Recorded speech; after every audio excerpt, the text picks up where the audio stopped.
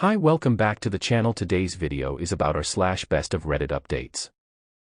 I caught my wife with her co-worker while she said she was doing therapy. Long post. There is a lot to tell, but I got to let this one out as it played out in my head. I am 37, caught my wife Cass, 32F, were married in 2018. We met a few years before that through business because we are in the same industry. I love her more than everything. The reason I married her was because I had major turmoil in my life and she stuck with me. We had a small break before we got back together. When we started talking again, I found out my father was indicted in a cold case murder. He was going to jail. The terrible part is my father had custody of my nephew M4. At this time, I was the only family member able to take him on because my brother was currently in jail. Through this, she said we would do this together. I knew I wanted to marry her right then. My wife was told she more than likely was not going to be able to have kids, but I wanted to marry her anyway because of how much I loved her. I always wanted to be a dad but was willing to sacrifice that because of how much I loved her. During this terrible time, I wanted something solid. We were best friends and have made it through so much. I felt like we could tackle the world together. I asked her to marry me on a weekend, and then we found out she was miraculously pregnant the following week. We went from talking again to a family in no time. Looking back, I wanted to have a long engagement to make sure we worked through any issues from our break, but instead we were thrown right in. We were married in 2018 and everything was great. I loved her very much and our marriage wasn't perfect, but I was loyal to her and she was my ride or die. Fast forward to 2021. We moved states because I had to take a new job because of our business being derailed by COVID. This new job required me to travel a lot and she wanted to be close to her family for help with our 3 kids. We had 2 beautiful girls on top of my nephew. Cass quit her last job and worked locally with family. She hated being home because her family were full of constant judgment and asks. When help was needed from them, it was like pulling teeth. It honestly pulled us down and reminded her why she left the first time. Her old employer asked for her back. But this job was 4 hours away and without really discussing it too extensively like a couple should, it required her to be gone during the week. She was going to work this into a remote position,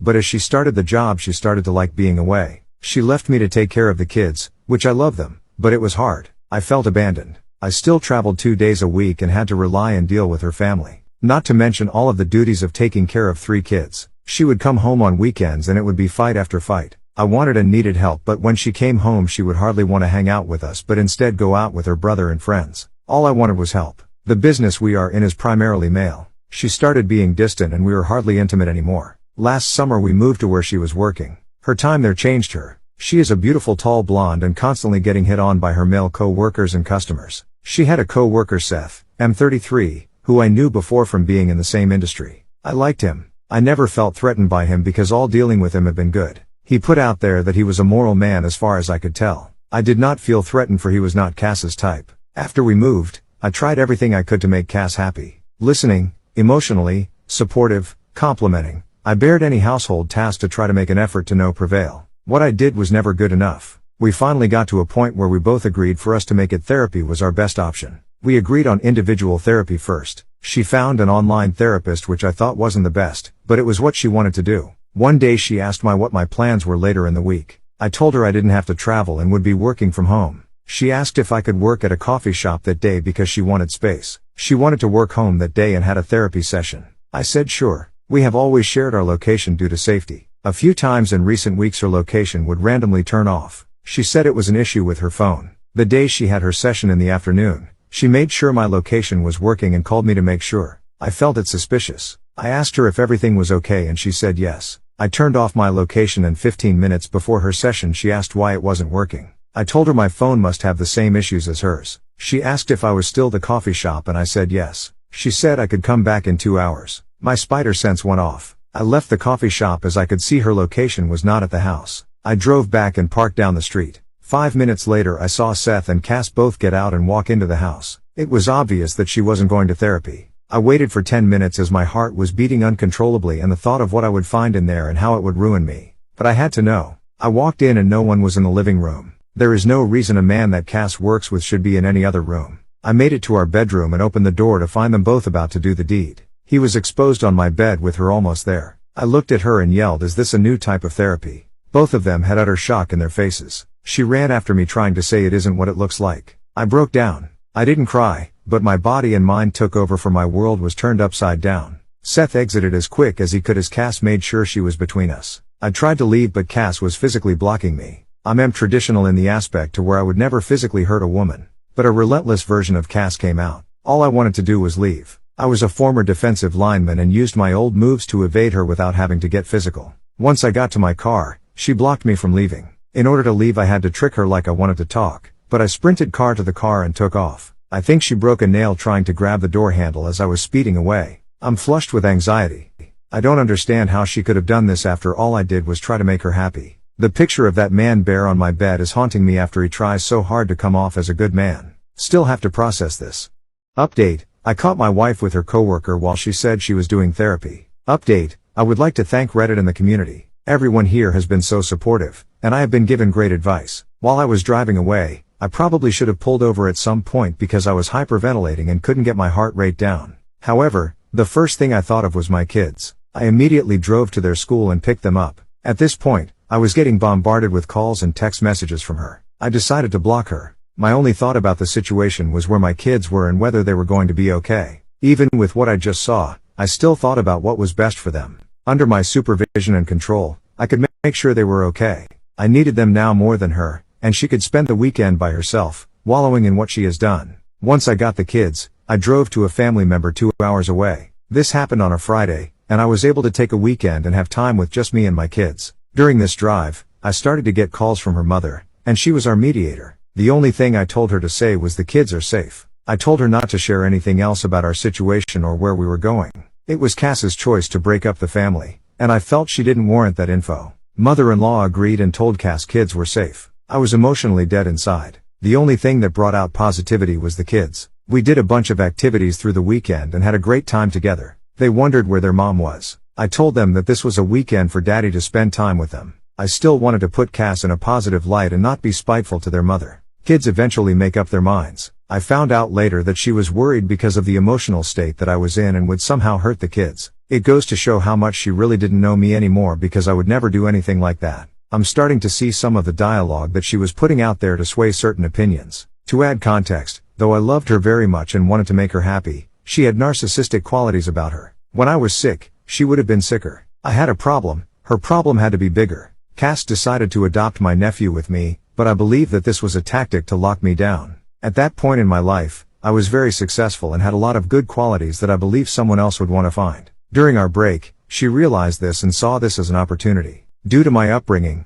I have some insecurities about myself, but from what other people said, they think that I am a good person and always try to make everything better. That's always who I try to be. I'm not trying to say I'm perfect or that I didn't have my problems or issues. I most certainly did. But I always try to make everyone and everything better. My nephew became a problem to her. Since we jumped into being a family with finding out that she was pregnant and adopting him at the same time, I believe she had some animosity because some of her life was stolen from her. Their relationship was always rocky. He was never right in anything that he did. I think that he has some underlying issues now because of their relationship. I was constantly having to defend him for just being a kid. He did have some issues that I do believe were valid, and we got him the appropriate care. When you get a kid into the mental health system, it's always slow and rocky because everything is trial and error for kids so young. I did my best to see all sides of the situation, but it didn't matter, and I was usually stuck in the middle. To give you an update on Seth, he is married with a few kids, and he does work in the industry. I am not sure what I'm going to do yet. I still can't help but think of the person that he put off and finding him in my bed like that.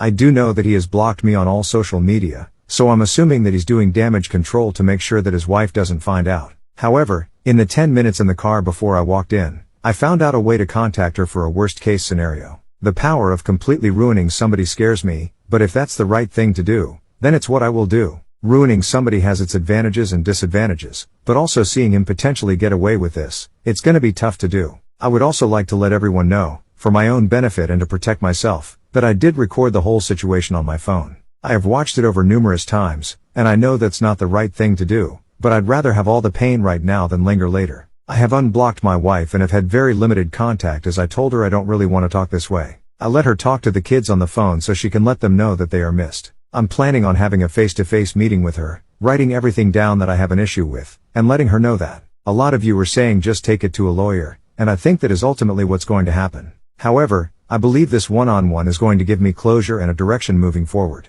The other advice that a lot of you have given is to get a paternity test on my kids. I can say, with the utmost certainty, that these are my children. They look just like me, the timelines check out, we have the same birthmark between the three of us, and the color of hair isn't something that could be questioned. In the beginning, I truly believe that she did love me or loved the idea of me. I don't believe that she would have screwed that up. But just for all of our sakes, I still might do the test to leave no stone unturned. Some of my close friends that have given me great advice in the past have told me that I'm doing the right thing by not acting rash. With the video, I could totally ruin her and Seth, but what would I do to my kids? Regardless, I am going to be able to put some stipulations on how we move forward, one way or the other, and I'm trying to figure out what those are. I'm not trying to get back with her, I'm trying to find the best way to move forward for our kids. I will post another update following this conversation. Update 2: I caught my wife with her coworker while she said she was in therapy. I'd like to thank the Reddit community again for additional advice they've given me on top of what they gave me after my first update. I'm going to use some of this. I have many people calling me a simp because I didn't react emotionally. But I always found the best revenge to be methodical and with a lot of thought. I finally had a sit down with Cass. Both of her and Seth gone into defense trying to protect themselves as much as they possibly could. I have the upper hand and also know exactly what I'm going to do. First off, I did an at-home paternity test. Both of the children are indeed mine. There was some doubt based on what the Reddit community was saying, but I got the truth. When I arrived at the house, the first thing that Cass wanted to do was give me a hug. I denied her. She doesn't get to keep playing on my emotions anymore. I honestly felt nothing as she began to cry. I wanted the upper hand in a conversation, so I let her go first. She began by telling me how sorry she was and how she can't get the image of my face when I walked in on her with Seth. She said she had time to reflect on all of the good things and strides I made recently, and realized that she was going a different direction in her head no matter what I did. The situation has made her realize what she did in having me as a partner. We haven't been intimate as of late. She told me that she convinced Seth that this would be a one-time thing to see if she could be intimate with somebody else. She wanted to make sure that it wasn't just her and her emotional state on why she couldn't be emotionally and physically intimate with me. I didn't believe this for 1 second. She knew I had the video and asked me what I was going to do with it.